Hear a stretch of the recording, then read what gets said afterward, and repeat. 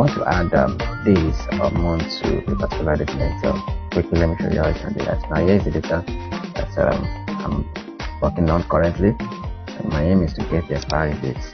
Now these are the production dates for each of the products that this company has. Now what I want to do is I want to add the duration of the lifespan, which is also called the shelf life of each of the products. I'll add it to the date to be able to get the expiry date. So how do I achieve that?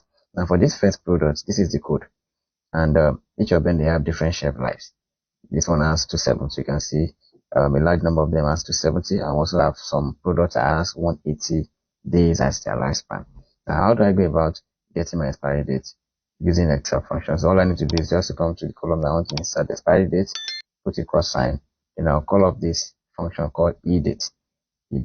Select EDATE. Then you can see we have two parameters to input: the start date and the month. Now the start date is 19th June, and how many months? What's the duration of the expiry of this product? Now it is 270 days. So I'll select 270 and close the brackets. Now mind you, based on what I want to achieve, I'll have to subtract 1 from this.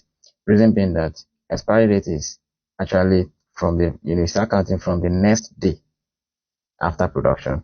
So meaning that 19th of June is not inclusive. So when I click enter, yes, I have but I beg your pardon, it's meant to be month. We click day instead. So you're supposed to select this shelf life months. You can see start date and month. This is number of days, so I converted it to months, which is 9 months. Then I'll select 9 and click enter. So meaning that this particular product will expire 18th of March. Now if I didn't subtract that one, you'll be seeing 19th of March, which practically speaking will be wrong. It's going to be from 19th to 18th. Now all I need to do now is just to pull this down, and voila, here you go. Every other product's expiry date will be calculated automatically, and that is it.